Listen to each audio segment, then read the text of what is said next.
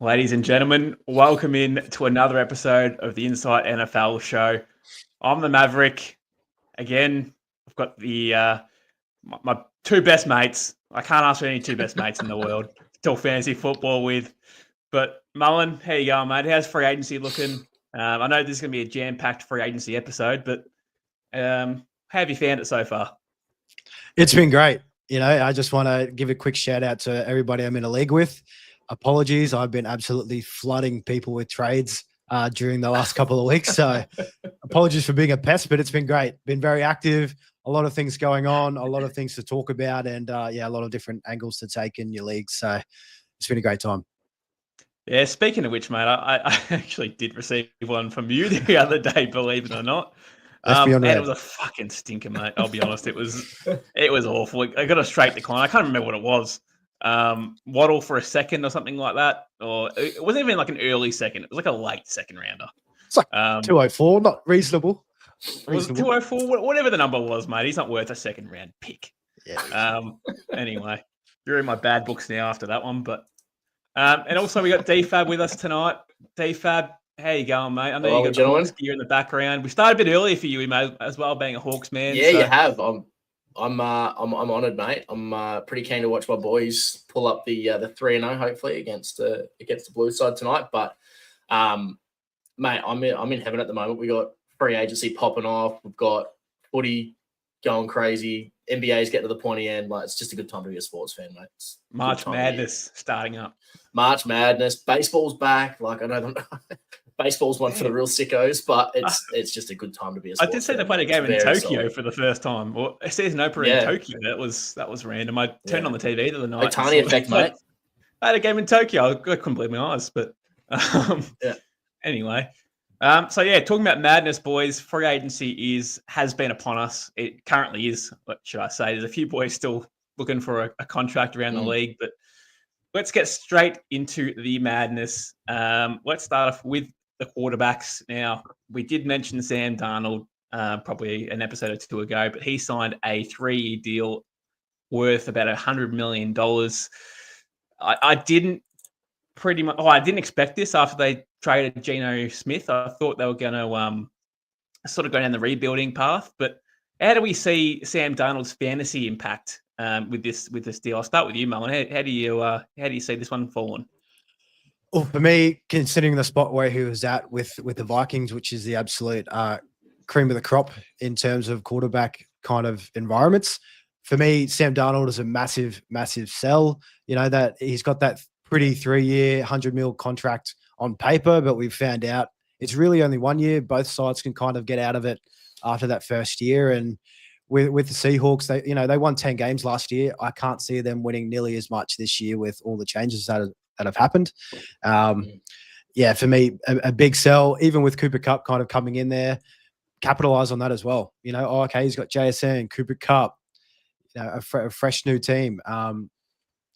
Just sell him. I think his value is at the absolute tip top. If you were able to sell him before kind of end of the year, that's probably the highest his value would have been. I think this is going to be a second window to kind of sell and get out before it's too late.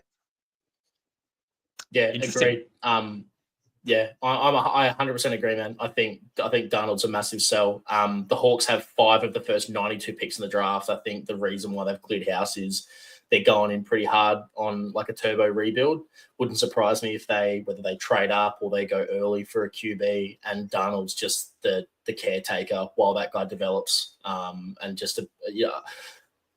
They've changed the offensive coordinator as well. It was, Clint Kubiak's gone, now Ryan Grubb's in. There's so much, what's what I'm looking for? It's no longer settled. I've lost my words at the moment, but it's just so unsettled at the moment that way too many questions. And if you can find someone that's willing to pay even close to a premium for someone that was, like we talked about last week, someone that benefited from a really solid system built around having a solid run game and the best wide receiver in football, if you can get that and get some decent return for it, I'm moving him 100%. I don't mind it. I'm more so happy at the fact that he's found a home. I think it's positive. I think it's positive the fact that he got paid. I know it's a 1-year deal technically, But there's an option here to go to 3, and he's well paid to go to 3 years as well. So I think the Seahawks have a little bit of confidence that this guy might be okay.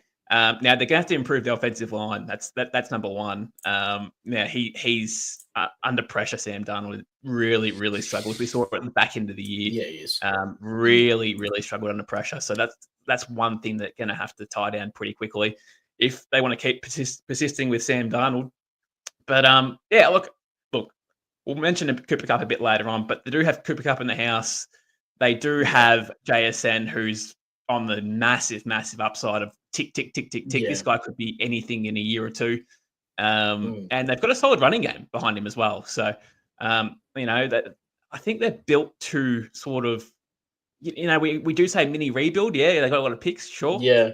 But they're also built to sort of win now as well with some of the moves that they've made too. So, as I said before, lads, I thought they were going to just blow it all up and start again, to be honest. And I thought they're going to go trade up for a QB, and then JSN would be the guy, and that would be it. But yeah, this move actually staggered me for a little bit. I had to think about it and sit down and really sort of work out where this is going to go. But I'm 50-50, boys. I'm probably more of a hold on Sam Darnold at the moment. I think there's some weapons in the house, and they're going to have to address that offensive line straight away, as I said. So I'm a bit optimistic compared to you boys. But again, I wouldn't be shocked if he fails either, and we see the Sam Darnold of old.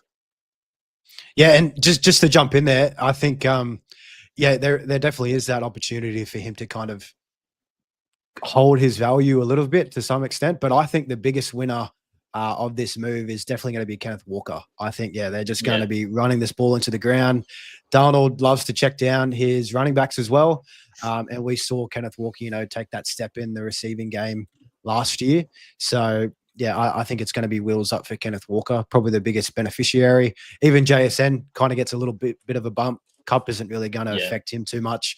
And maybe that veteran presence, he might be able to pick up a thing or two to take him to that next level. I was sort of shocked that Kenny Walker didn't get traded, to be honest, because Charbonnet's not a bad running back too. So when he came in for those few games when Kenny Walker went down, Charbonnet was probably better at some points of I suppose, the game. And I don't know, in that stretch, I thought he was fantastic. So I'm surprised that Kenny Walker, and he's probably due for a new contract soon too. So last year.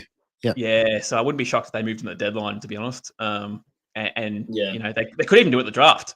Depending on what they like and who falls to them and everything like that. But anyway, we'll see what happens. Yeah, on that, very quickly before you go, don't hear what we're not saying as well. So I think there's still a world where Darnold can be very solid this year. Ryan Grubb, especially through college, was super creative, he liked running a lot of motion, gadget plays, that kind of stuff. And they've got the personnel to be able to make the most of that with guys like JSN and Cooper Kupp, obviously absolute jet, triple crown winner. Really, really solid. They've got talent, but there's just so much uncertainty that if you can, it's not a sell Darnold no matter what. You have to get him off your team, but if you can get a return, now's the time to do it. Yeah. And look, if we're talking dynasty, if you got a first rounder for him, it depends on the number, I suppose, but a first rounder is pretty nice. Probably for a guy that you picked up off the waivers at the start of last year, I suppose. So, I don't mind it. But hey, I'm a hold, boys. Especially in Superflex leagues as well. I mean, they're too valuable just to give up for, not so much for peanuts as such, but they're hard to replace QBs in Superflex leagues. So, and look, Darnold's still relatively young too, so still has time to grow. Justin Fields, boys, 2 years, $40 million deal. It's again one of those 1 year deals, possibly if it doesn't work out. I really like it. This was a deal that I really, really liked. Garrett Wilson really likes it. I know they've had the connection in college. But the fact that he likes it is a positive sign too. What do we think about Justin Fields first up, DFab? It's an interesting pickup for a team that feels like they're kind of hitting the restart button. They tried going in, doing that, get one of the all-time greats and, create lightning in a bottle. It didn't work with Aaron Rodgers. Obviously, it was a bit of for fantasy, it was okay because we still got 2 top 12 wide receivers out of it. But it was, in terms of real football, it was a bit weird. So knowing that that's now moved to a real life restart button, bringing in a guy like Justin Fields, knowing that he's got the the history with Garrett Wilson and stuff like that, but knowing that he's a guy that breaks out the pocket and rushes so much, I'm happy to hold him. He's that dual threat capability is such a massive upside in fantasy that you always want that lotto ticket. Justin Fields has shown that he's able to do it before. He's a capable game manager, so I think he's going to get, even if they draft a QB high, I think he's going to get the opportunity to get at least the first 6 to 8 weeks with him at the helm. So hold, if you can buy him and prime away from someone for a 4th or a 5th round pick, hell yeah, do it. I doubt you might not be able to get it done, but if you can pay peanuts. But and hey, like I know we shake our heads, but you never know. For a lot of people, Justin Fields still has that real stinker kind of tag to him. Hasn't really been a monster. He's been capable at times, but hasn't been a monster of any kind. He's kind of seen as a loser. So throw the line in the water and see if you can get him. But yeah, for me, he's definitely a hold. There's some questions at the Jets, but you never know. I'm probably a little bit more optimistic. He's a huge buy. For me, I was kind of, going into a few stats with Justin Fields' kind of history since he's been in the league for fantasy outlook. His average points per game, he is ranked 7th amongst all current quarterbacks. So that to me is just like his rushing just takes him to extreme highs. And if you can, I know for a fact coming to the season, if they don't address the room anymore in the draft, which I don't think they do, I'll be drafting a whole lot of Justin Fields this year. Just purely that rushing. I could see him throwing for another, 25, 30 touchdowns as well. I think they probably add a tight end to kind of jump in. Garrett Wilson, I can see him getting double-digit touchdowns as well. He could throw a couple to Breece Hall. Yeah, he's a very big buy for me, Justin Fields. And personally, I'd rather have Justin Fields over Sam Darnold, even giving their contract situations. Just a very big fan of Justin Fields. Yeah, I agree, mate. We just lost DFab there for half a second. His camera's sort of disconnected, but I don't know if you can still hear us. But I'm with you, mate. I'm with you on Justin Fields. I really like him. I like the pairing with him and Garrett Wilson. I think he's been a fantastic game manager. Probably over the last 12 months, I thought he was a bit stiff and lose his job in Pittsburgh. I thought, they were what they finished the start of the year like really red hot with under Fields. Yeah. I can't remember the exact record, but 4-2 they were. Yeah, it was red hot. It was 4-2, 5-1, whatever it was. They were red hot, and then obviously Wilson came back in and bang, he was straight back into it. But even before that, mate, even at the Bears, I thought he showed glimpses of talent. There was a couple of games where he had some massive passing yardage in a few games, more back into the year. If the Panthers didn't completely suck, the Bears obviously had their picks. They had pick 1, but if the Panthers didn't completely suck, Fields would still be their QB. So, it's one of those things. I'm really happy with Fields there. I know DFab was going on about it before, talking about 3rd, 4th, 5th rounders or such, mate. I'd be looking to try and buy him for 2 seconds at this point. I'm really into it. I don't even reckon 2 seconds will get it done. Again, QBs are very hard to buy in fantasy football. They've always been hard, but especially in Superflex leagues. But I really, really like Fields there. The only thing I don't like, boys, is the fact that the Jets are cursed at QB. So I wouldn't be shocked if this one doesn't turn out just because it's New York Jets. But, at least they've got an out after year 1 if it doesn't turn out into their favor or anything like that. But I really like this contract. I really like this deal. I really like everything about this signing. Just everything in general about Justin Fields and the Jets just feels like it's going to happen. I feel like the Jets are going to finally get their QBs to be semi-competitive at least. This team really should be a playoff team. They've got enough pieces there to make that next step, and they haven't really done it for a couple of years. A year ago we thought they were the best defense in the league. Now they're one of the worst. So, they can't be that bad in 12 months. So I think they've got some pieces there to take the next step, and Fields will be one of those pieces. Agreed. Now, I'm just going to mention these other QBs here off the rank. Danny Dimes signed a 1-year, $14 million deal with the Colts. That is a little bit concerning if you're an Anthony Richardson fan.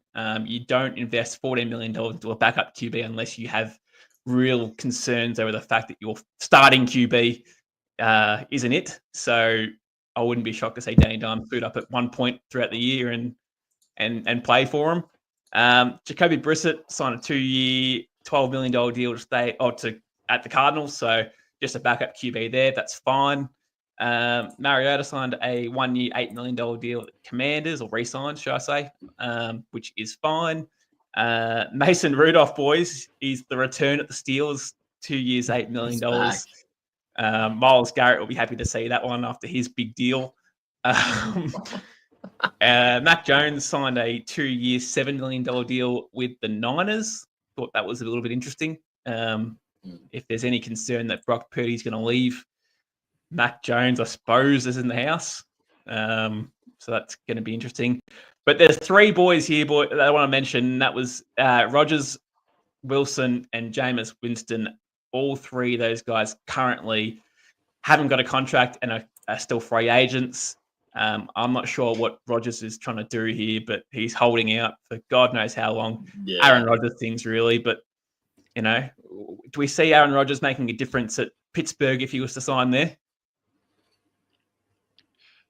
I think with the weapons that he has, he probably could make a difference in terms of NFL. I think for fantasy, just given the kind of offensive scheme and how much they want to run the ball, it probably won't be great in terms of fantasy outlook.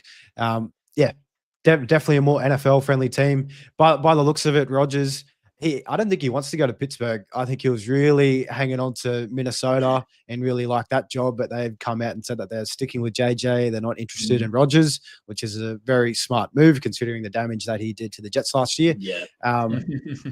Yeah. So and I guess with Rodgers, it probably would be best for DK and Pickens if he did go there, but I guess we'll just have to wait and see. He's probably a couple of weeks into tripping balls in one of those trips like he took last year. So probably with a couple of shamans and ayahuasca, he's probably got his probably hasn't wore shoes in a couple of weeks and he's just feeling the earth. So we'll wait and see what happens there. Just there was photos of him on a beach with a blanket around him, wasn't there? That came out a couple of days ago. Doesn't surprise me. Strange. He's a rogue unit. I'm about the same. I Steelers is probably the only one, at least to me, that makes sense. I can't really think of any other team whose timeline and roster would be a fit. And I probably think the same thing for Russell Wilson as well. So I feel like only one of those guys gets signed, if any of them. I also wouldn't be surprised if neither of them got picked up and they're just done. It wouldn't surprise me. Yeah. It's a tough one. I don't hate that they're not in the like they don't have a team right now because it's not going to make me overpay for any of their receivers because I'm bad for it. I paid really high Mav knows I chased hard. It paid off. I got lucky, but I chased hard for Devontae Adams after the trade, and I traded hard for Amari Cooper when he went to Buffalo because he got Josh Allen, and it's very easy to find yourself over investing in those guys, whether they're with a new QB or whatever it is. So for my own fantasy futures, I like that they're not on a team yet because I feel like I can assess players a little bit more easily and more effectively. But it's a really hard one to pick. If I had to put my money down on anything, I think that none of them have at least a starting job. None of them will have a starting job come opening day. Aaron Rodgers, if he doesn't sign with the Steelers, he's not serious. He's 41, 42 years old. Yeah. The Steelers, I suppose they're trying to contend now. They currently haven't got a QB. Their current QB is Mason Rudolph. So if they're not serious, if he's not serious, then he'll go to the Jets. So the Giants, sorry. He'll go to the Giants, the other New York team, and just pick up a contract and just keep playing for the fun of it. Again, the timeline for the Giants doesn't suit Aaron Rodgers. I don't know what he's thinking. But yeah, if he wants another ring, his best opportunity would be going to the Steelers. So we'll see what he does there. But again, there's rumors going around that he might not sign until after the draft. So I'm sick of his crap at the moment. Let's move on to the running backs, boys. Now, this running back free agency room as such wasn't as big as last year. We had Derrick Henry, Saquon Barkley, Josh Jacobs, like that. So Unfortunately, we won't be able to mention some big names, but I'll start off with number one, mate. Aaron Jones re-signed with the Vikings on a 2-year, $20 million deal. I think it's a safe deal. Both parties are fairly happy with where they're at, so I'm happy with that one. I think he played pretty well last year for the Vikings too. They did bring in Jordan Mason on a trade. They traded nothing to get him in. So, a running back room of Jones and Mason is fairly good for the Vikings, I reckon. Yeah. Yeah, I love that for the Vikings. Oh, sorry, Damo, you go. No, I was just going to say, I think Aaron Jones is a big sell. I think just off this news, we were bagging on it in the last show. With these older running backs, you always want to get out a little bit early instead of too late, just before his values completely nukes. So capitalize on this deal. 2-year, $20 million. I mean, he finished as the running back 15 in PPR leagues last year. So, I mean, that alone, plus this new deal, you might be able to get, an early second at the moment, or if you kind of hang on until midway through the year, maybe a late first. But I can see Jordan Mason competing for touches. And Aaron Jones, he is getting older. He's 30. All it takes is one hit and he's out for a few weeks, and Jordan Mason could pick that up in that system. So, yeah, for me, he's a big sell. But sorry, DFab. No, so I've got to say, I like that we've got real differing opinions today. It's solid. I'm pretty much the opposite. Funny you say that Aaron Jones is one hit. Jordan Mason, I've eaten burritos bigger than that guy. So, you could breathe on him wrong and he's going to go down for 6 weeks. But I think they're going to have a real, almost I think they're following, the David Montgomery, Jameer Gibbs kind of blueprint there. Have, someone that can bang between the tackles. You know what you get from Aaron Jones, and then they can be a little bit more dynamic with Jordan Mason. Try to push him to the outside, give him some dump offs, use his pace, use his speed, use his elusivity. Aaron Jones, I think, is one of those guys that you can hold now and even try to buy if you think there's a dip from people because they picked up Mason, and hold him. Almost followed what we should have done with Mixon at the back end of the year, where you hold. He's going to be great, I think, for the first 5-6 weeks. And because he's older, he's not going to be able to keep it up. That's how I would be playing Aaron Jones. But I think, honestly, there's a chance that there's a world where both Mason and Jones are fantasy relevant. Jones is the 1A, though. And I think he's going to get the lion's share. He should get 65% of the touches out of the backfield. So I'm not worried about Aaron Jones at all. No, I'm with the DFab. I'm one of those guys who, again, I'm actually sort of both on your side to a degree. Back on your point, Mullin, I'm on the fact that, I want to sell when I can on older running backs. Again, you don't want to hold for too long, otherwise you're screwed. But also at the same time, the maximum value may be in week 6, week 7. So, you want to sell to get another running back in the draft. Sure, you might get a second rounder for him. But you might get 2 second rounders for him at week 6 when he's dominating. And as DFab said, he's one breath away really from just a season-long injury, a hammy. He loves a hammy, and he's out for 6-7 weeks. So, and then comes back and then is severely hampered. So, it's a hard one. I really like it for an NFL move. 2-year, $20 million deal. I'm sure they've got an out. They got an out somewhere, I'm sure. But as an NFL move, I love it. Got Mason sitting there in the shadows, who's still super productive. I really like the NFL move, but fantasy move, it's safe. I think something to touch on very quickly before we move on is you'll notice that as Mav goes through all the other contracts that have been signed in the running back so far, none of them, I think, barring one, is more than a year. And it's by far the most per year. So I think it's a big vote of confidence in what they see Aaron Jones's role in the offense as being, and that he's got the health to do it. So I think the way he runs is going to be sustainable, and the Vikings clearly have a belief that he's going to be a key piece for what they're trying to create for JJ. So I think Aaron Jones is pretty safe. And clearly there's very differing opinions here. So if you do have a guy in your league, just temperature check it. If you think you're more on the buy side, then see what the owner thinks. And if you're the other way around and you're trying to sell, just ask around, because there may be someone who's a little bit more in my camp, and they've got their confidence is bolstered in Aaron Jones with the contract. I'm glad you mentioned the 1-year deal, mate, because now we're going to Najee Harris, who signed a 1 year Your deal boy.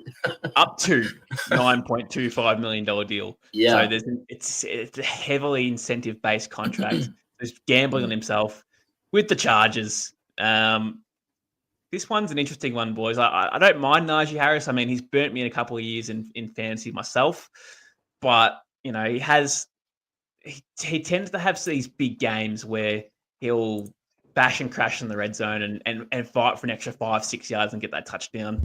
But then again, he'll also have games where, you know, he's got like 2 or 3 yards per carry and can't move the pill at all. So it's real up and down. He's got a lot of mileage in his body already. So signing a 1 year deal is interesting. But fit-wise, I really like it for the Chargers. I mean, they've got no one else there at the moment to really compete for him. I mean, they may go out and draft one, sure, but at the moment, currently got no one. So I don't mind it for Najee Harris at all. What do you think, Mullin? Yeah, I think it's a very smart NFL move for the Chargers. You know, 1 year, they're not really going to commit too much to him, and he could be everything that they need alone. I think it frees them up in the NFL draft coming up. They might need to spend an early, day 1 or day 2 pick on a running back. I still think they probably will. Given how much they like to run the ball, but it just frees them up a lot more. And Najee, the best thing about him has been in his career is his availability. He hasn't missed one game. He's 4 straight seasons of 1,000 rushing yards. Very steady. You know what you're going to get. You can just give him all the touches in the world, and he's just very durable, and he will just take those hits. For me, it's probably a hold, I think, in terms of fantasy. But with this kind of situation, this is where you can look to call your shots. So, for instance, if you think that the Chargers won't pick up a running back, early in the draft, try and pick him up for a mid-second. Maybe someone else is just like, they're going to definitely add to that room. His value is going to get, tanked a little bit. What's to say that they don't, the other end? Yeah. They spend a day 3 pick, a later guy, Najee sees most of the work. I think his value then goes from a mid-second to a late first, just like that, purely after the draft class. So, it's a very good move. Najee, he probably sits, that mid RB2 kind of realm. But yeah, if they don't pick up anyone with that can compete for touches against Najee, his value can definitely go up. Probably a really good point to bring up there, Damo. All the how deep the running back class is. I think that's probably one of the symptoms of why there's so many low cost 1 year deals being sent around. Yep. I think there's going to be a lot of these teams that have signed your Najees, your Kareem Hunts, guys that were in the market for Nick Chubbs and stuff like that, that are going to go get themselves a running back and spend 40% of the price on someone that's got heaps more upside. So I proceed with caution. I think Najee's, 3 straight 1,000-yard seasons. So not panic. Is it 3 straight? 4 straight. 4 straight. There you go. So definitely not panic stations. I'd love to have him on my team. Had him on my squad last year, except I did the bailout after the first 3 or 4 weeks and had him, when he finally found some form and looks really, really solid. He's not the guy that's going to be particularly flashy, but he's gonna contribute. And for me, he's a buyer. I'm happy to pick him up. I'm not scared of the kind of running back they might get in the draft. I think any piece of the Chargers offense is going to be a good one to have this year, so he can buy him. I'd be trying to wrap him up.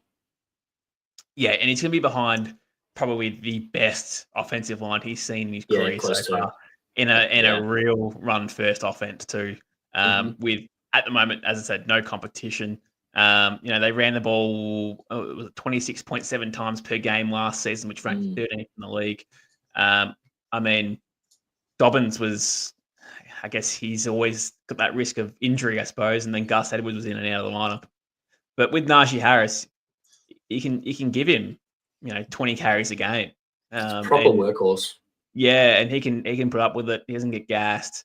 I mean, as I said before, yards per carry can be a problem, but he can deal with the workload and really utilize it, especially with his offensive line too. It is very good. So I'm really happy with this one. And as I said before, boys, Aaron Jones has signed the largest free agency deal of all running backs. So as you said, DFab, it does show the fact that this draft class coming up is deep. So I expect a lot of movement throughout the draft in terms of running backs. But also, boys, I'm really not buying a running back in fantasy football until I see this NFL draft as well. Yep. So I like Najee Harris's fit. Don't get me wrong, I really like it. But I want to see what the Chargers do with the draft first before I make a decision if I'm buying him, selling him, or holding him, because I just can't touch running back at this point in time. I wouldn't trust any running back at this point. So unless you're buying Jahmyr Gibbs or Saquon Barkley or something like that, but outside of the the big five running backs, I can't buy anyone at this point. So let's move on to the next free agency movement for running back. Was Javonte Williams on a 1 year? Don't skip him. On a 1 year, $3 million deal. I'm going to add Rico Dowdle to this same category, boys. He signed a 1 year, $3 million deal with the Panthers, but that can go up to about $6.5 million in incentives. And I'm going to also add Miles Sanders into this category as well. He signed a 1 year deal with the Cowboys as well. I really don't know what the Cowboys are doing here at all. You know, if they don't believe that Rico Dowdle's the guy, fair enough. But then you go and sign Javonte Williams and Miles Sanders to replace him. Yeah, it's not good. I think the Cowboys could address the running back room in the draft, and that's every chance happening.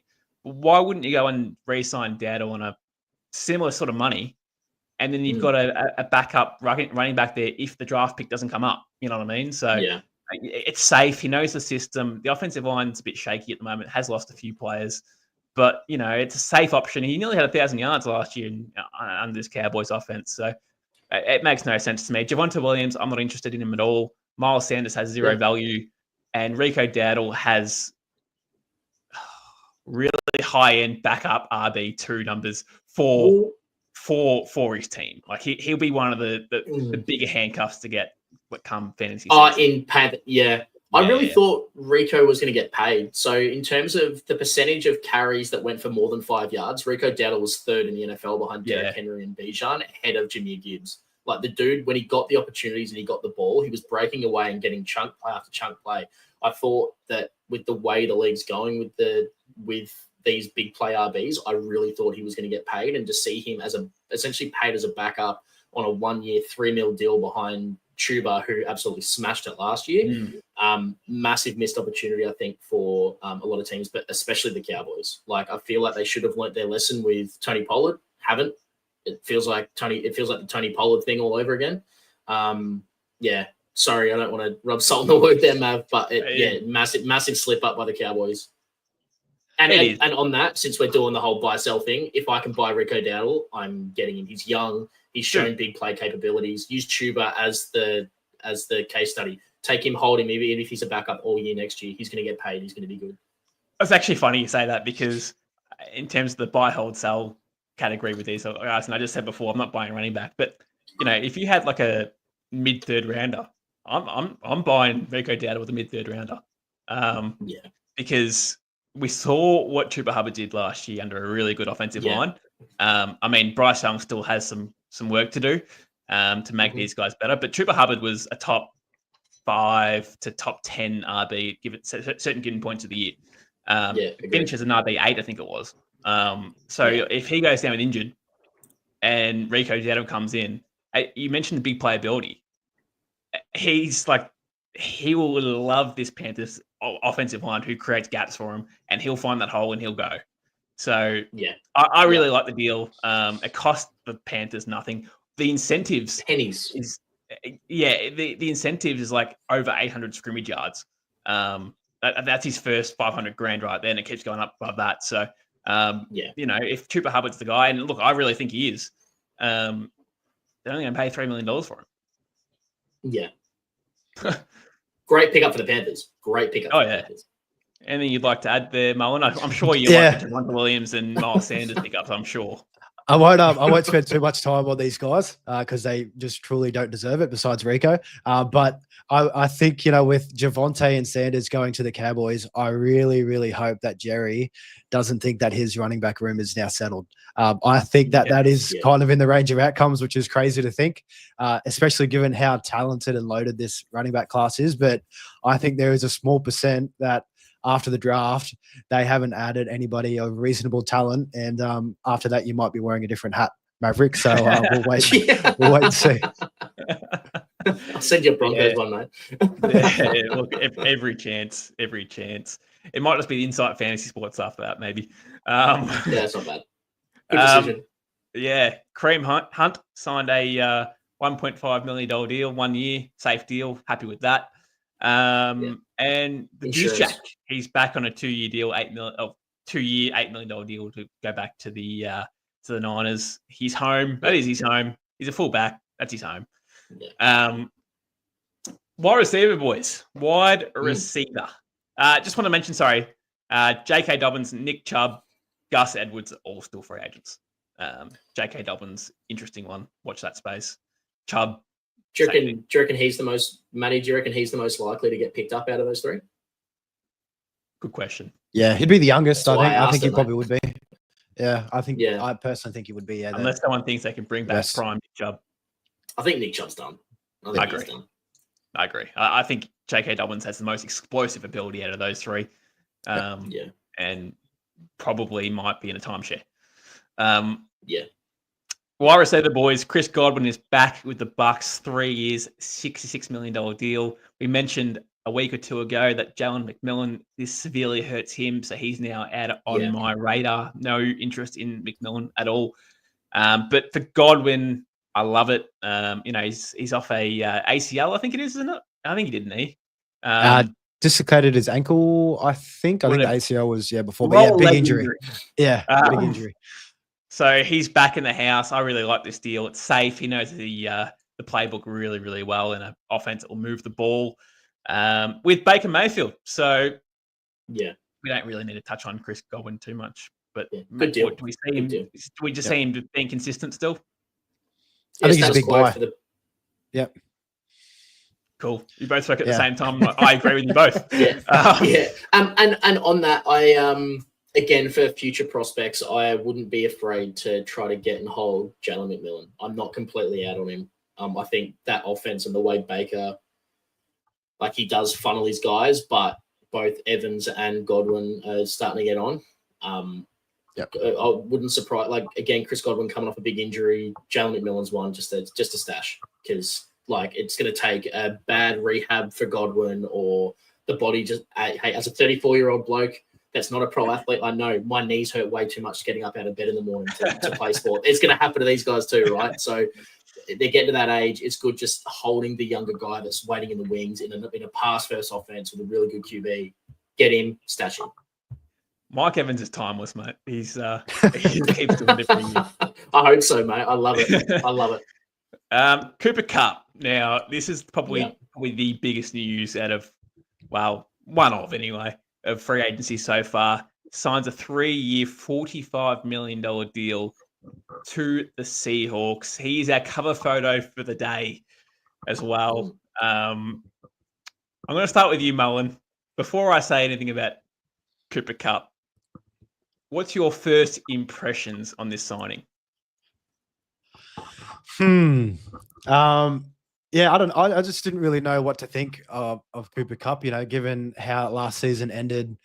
He was so good at the start. I think he had 16 targets or something ridiculous in that first game. And then he was injured for an extended period of time and then had another good run. And then I think from week 13, 14 onwards, absolutely nothing. Absolutely tanked. I know I had him in a couple of leagues during the postseason, and I was knocked out of those leagues with Cooper Kupp in it. I thought, given the situation and how quick the Rams were to just say, "No, we're getting rid of Cooper Kupp," even though he's been with him his whole career, Triple Crown winner, was the Super Bowl MVP when they won.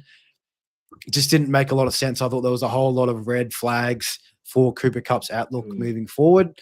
I think for the Seahawks, they just needed a lot of help. And, I guess probably on that point, it's going to benefit more JSN probably than the whole system. I think he's a sell at this point in time. I think, his value, I think it took a huge hit after, being released from the Rams, but it's kind of back up again to a reasonable point, I think just get rid of him. He's 31, 32, completely lost a step at the end of the year. I'm moving on from Cooper Cup if I can. DFab? Couldn't agree more. It's always sad when kind of the greats, especially of recent memory, you see them lose a step. It was really sad for me watching Peyton Manning when he lost it. And he could, barely throw a rock over the street because he just lost all power. And it was like, okay, you probably wrapped it up a year too late. Cooper Cup started showing signs of that at the back end of last year.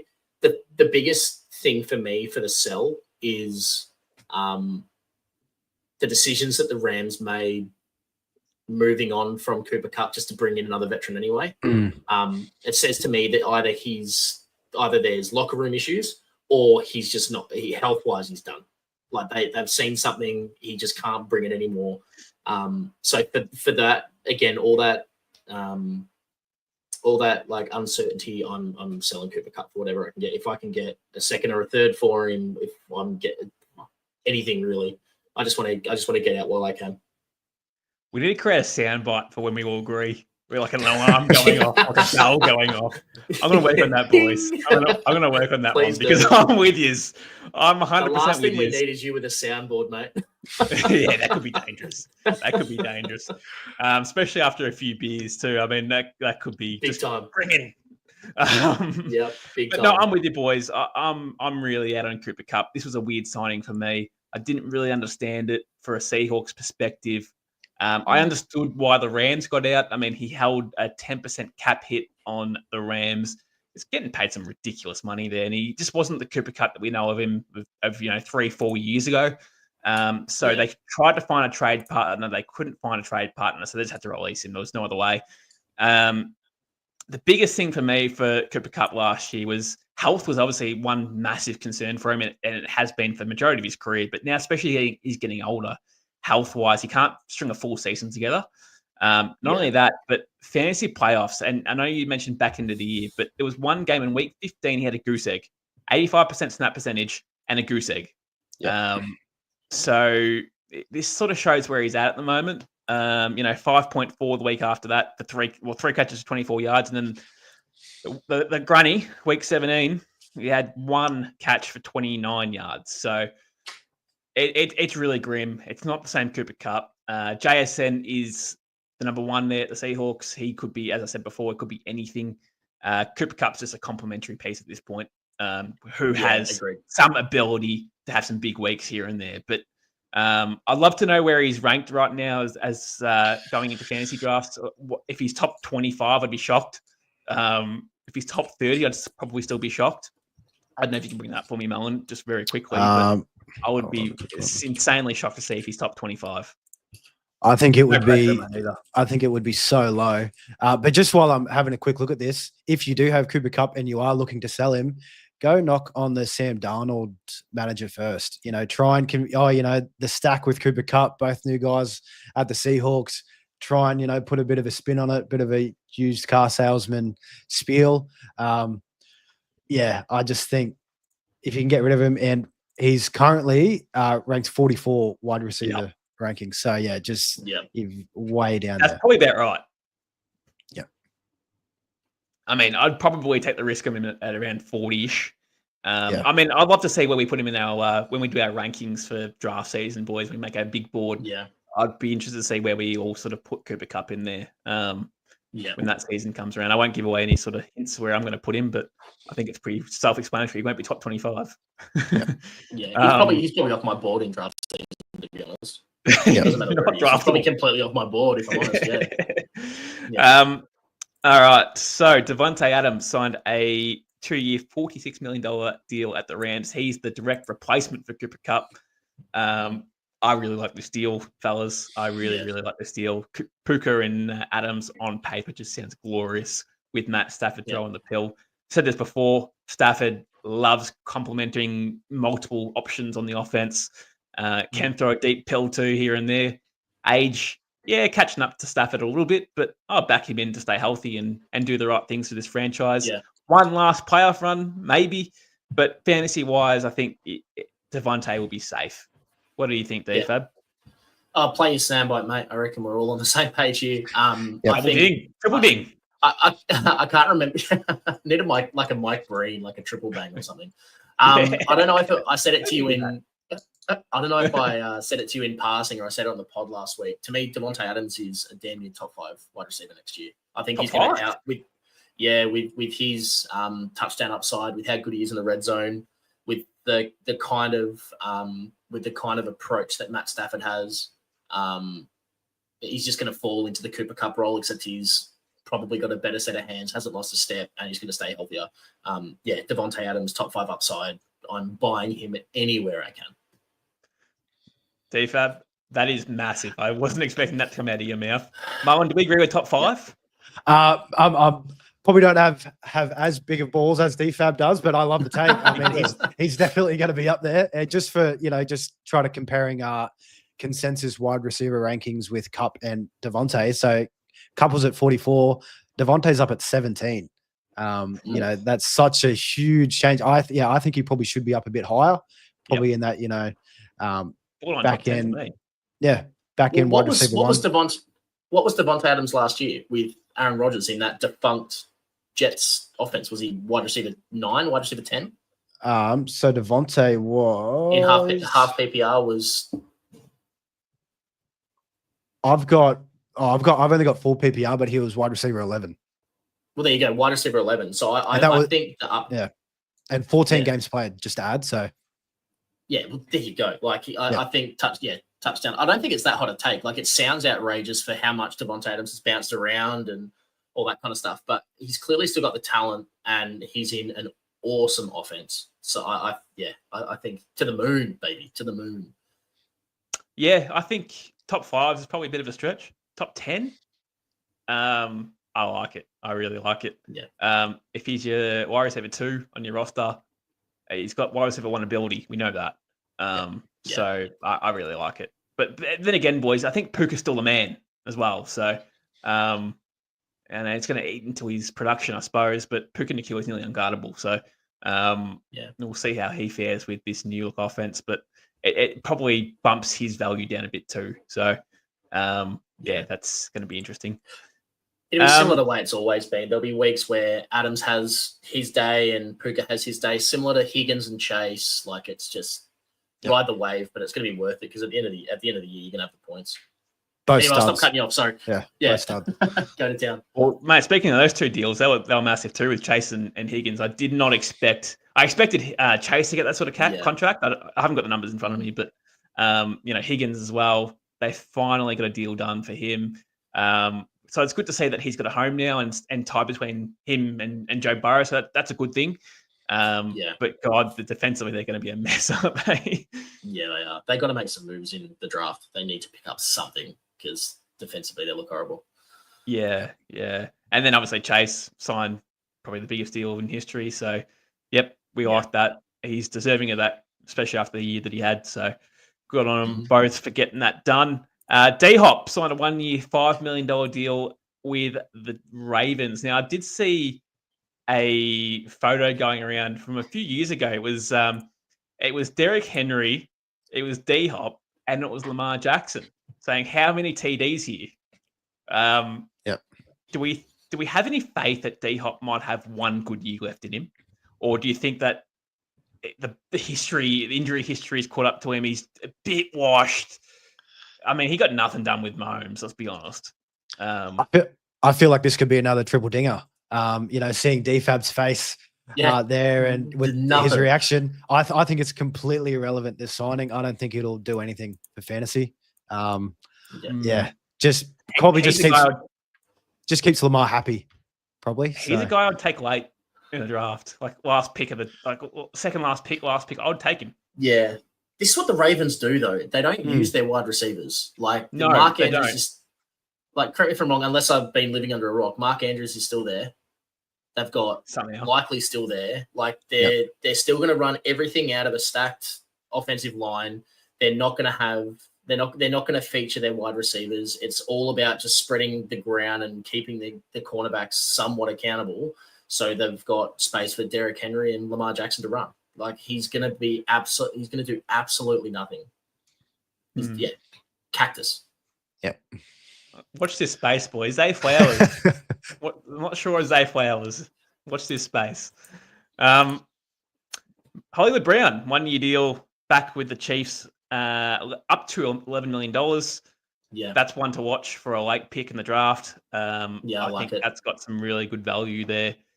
Didn't get many reps at all with Mahomes. Obviously had a bad injury that kept him out for the majority of the year. Came back late and couldn't really get involved. But another preseason with Mahomes. Hopefully he stays healthy. I don't mind the look in Hollywood Brown at all for a late pick. Slayton, 3 years, $36 million deal with the Giants. We, as podcasters as such, we'd love to laugh at that, but I mean, if you're a Giants fan, you'd be crying internally. Yep. Mike Williams is back with the Chargers on a 1 year, $6 million deal. Up to $6 million deal. So incentive-based contract there. I don't know about that one. That's just going to be more of a depth piece. Josh Palmer, 3 year, $36 million deal at the Bills. I mean, Mullin, your boy here. This is going to hurt King on Coleman to a degree. But yeah, outside of that, I mean, he's going to be a field stretcher, sure. But, we know Josh Allen loves to share the ball around too. So there's not much value on that. On that, before you move on, buy Keon Coleman. Josh Palmer is a good. Yep. Agreed. He's a good real life wide receiver. He's a good fill-in piece when the wide receiver one's out. He has been given so many opportunities and done nothing with it. He doesn't worry me. But let that contract, he's been paid for a longer term deal. Let that little bit of doubt be your in to get Keon Coleman. I think he's going to be just fine. And just to add on that, the Shakir signing, that extension, Josh Palmer, definitely, like DFab said, good opportunity to buy Keon Coleman and also to throw in Dalton Kincaid. I think you can pick him up for even an early second, mid-second. I think, it'll be his value will definitely grow because, those pieces, not much upside there. And, it's a good opportunity to buy those other guys. Dalton Kincaid was, seriously bad last year. He was so hurt, man. Yeah. Buy him too. Buy him too. Like, it was just too early. He did was a so 58% or 59% catch percentage. Like, had a few drops in that too. Whatever.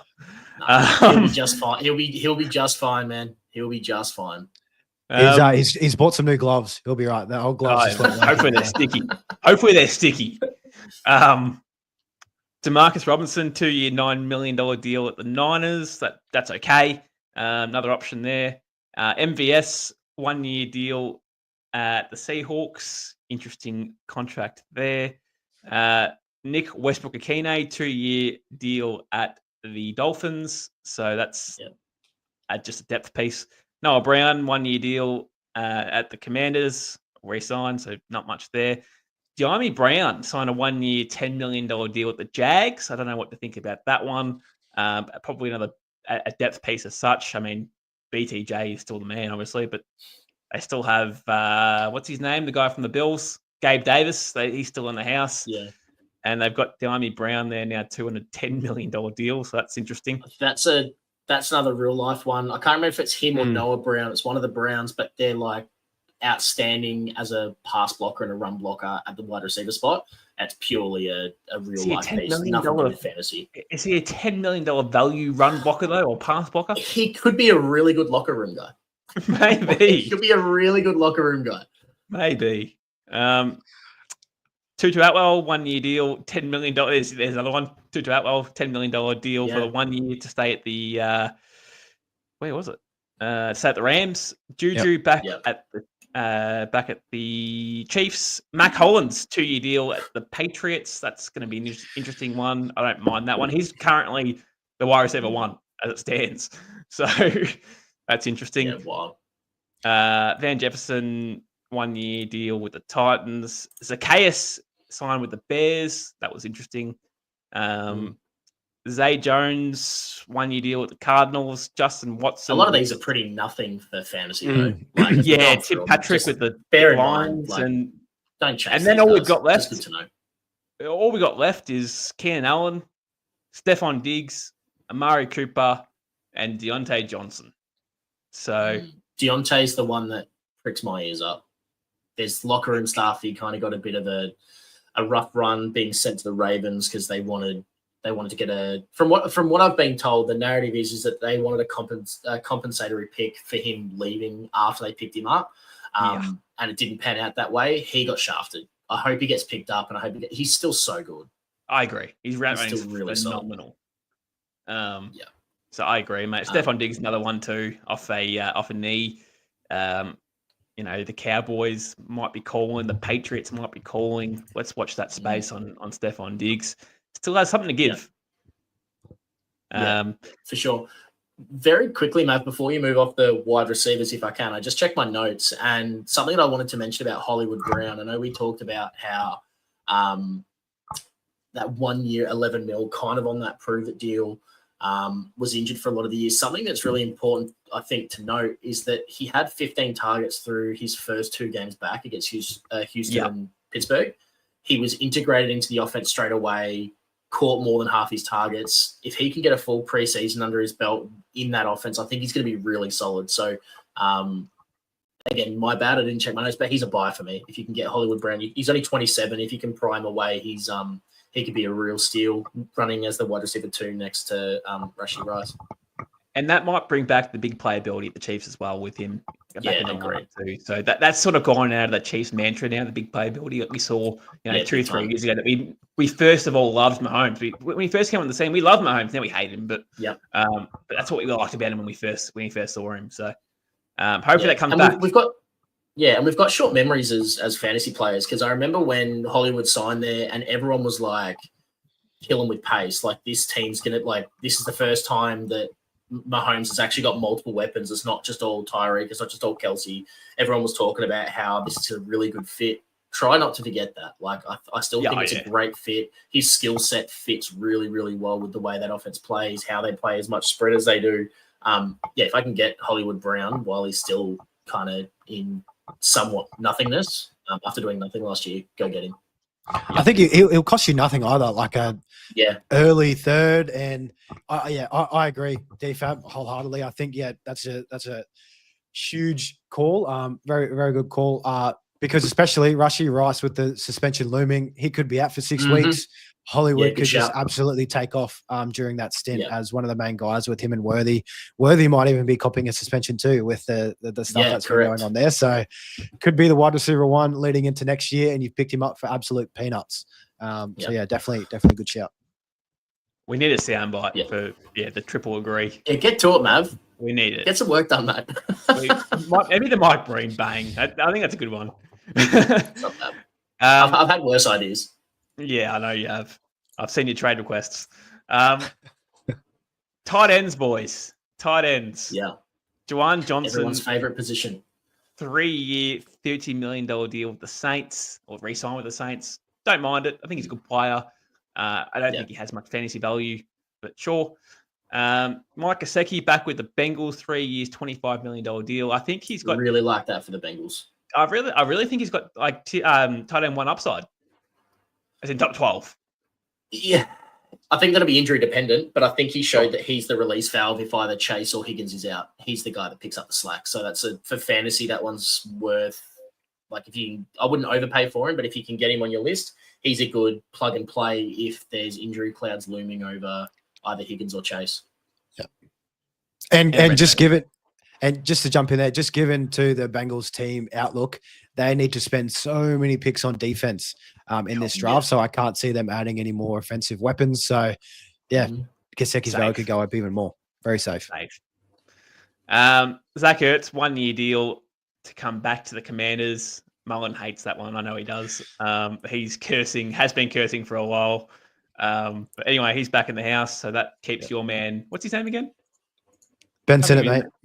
Yes, Ben Sinnott keeps him out of action for the short term anyway. I don't know, man. I really think that the locker room guy, leader guy, I think that signing is a real big piece at the moment, especially with a young squad, with a young QB. And also, I think Sinnott's going to get his chances this year. I think Ertz is almost on that Udonis Haslam deal at the moment. He's there to guide the young guys and be a locker room. This is what the standards are. Yes, he'll get some early snaps early in the year, but I think he's going to lose his spot pretty quick. I think yeah. Ben Sinnott might be 1 year off, boys. 1 year off. Just hold. Still hold him, yeah. Hold. Dynasty rosters are deep. Just keep him there. He makes Maybe that's another the whole Dan team Buck we just need, look good. boys. You know that gif of hold and they run. Mate, at this point, the entire pod's just going to be bloody sound bites. I'm just going to have to keep going nuts this week. 100%. Austin Hooper back at the Pats, whatever. Yeah. John Bates. Funny enough, Who? Commanders. He's just a blocking tight end, boys. Yeah. So just relax. But the big one here, John Blocks.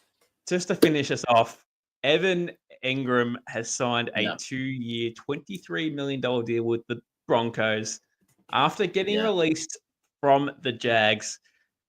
I really, really like this deal. The fact that they now have a clear number 2 option behind Cortland Sutton. I think that's what sort of they lacked at going into, I suppose, the draft, was we thought maybe Tyler Warren might come into the factor of a draft pick for the Broncos, but now it's going to be Engram. So we know that Engram is very, very good, has done it for a long time. I think this is a fantastic NFL move and a fantastic fantasy option. Top 5 tight end upside coming into this year for me. Ring that bell. Ring that. Ring the bell. I will say this as the resident Denver homer. Sean Payton has talked about having like a Joker style tight end, wanting to find someone that can go back to that Jimmy Graham type. And Evan Engram over the last few years, like he's checking my notes, third at tight end in targets since he entered the NFL in 2017. So he's been a funnel for targets. But part of the reason is everything's short and intermediate. There's no one that you like. He's not the type that gets thrown out to the wide receiver like Jimmy Graham used to and can go catch a ball 25 yards down the field. He's not a big contested catch guy. He's very much put it on his chest and he'll take it and possession catch it. Screenplays. So he's a safe position for the Broncos. He's a great release valve for the Broncos, but don't be surprised if Peyton goes hard at one of the early tight ends. Someone that can be someone like a Laporta or a Bowers, someone that's got that kind of potential, because that's the one piece I think they're missing, and I reckon he'll go hard for it. That's interesting. That's very interesting. I didn't actually think you'd say that. I thought you'd think that Engram to the moon, fellas. Forget about everything. I thought that's the route that you're going to go down, but you're right about that Joker tight end. You're definitely right about Joker tight end. He is everything that they need. Screenplays, short, intermediate. He can still give you some go routes, might I add. We just haven't seen it for a while from Evan Engram. He's just been the release valve for so long. So whether he's got that in his wheelhouse still, I'm sure he does. It's going to be interesting, but I'd like to think so. But he's also 30. So do we think that could he be similar to a QB? Is he the guy to show how it's done at the start? Let this tight end that they want to have in a Joker role, that we know the route tree is going to be a little bit more complicated than a standard tight end. Is it going to be a let Evan Engram run it for the first half of the season and then slowly integrate a rookie tight end to fit more in line with a Bo Nix timeline and the timeline of everyone else on the squad?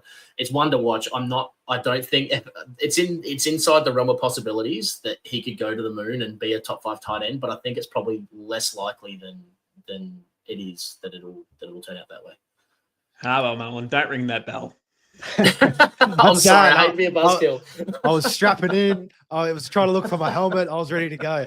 Yeah, I think, but I agree with what you said, DFab. You know, he does have those capabilities to kind of be that bridge kind of tight end with if they bring in a new guy. Yeah. And let's not forget, it is a very deep running back class, but it's also a very deep tight end class. Yeah, it is. I think with this move, I think it's lining up for them to take a running back sure thing in the first round. I just can't see them not.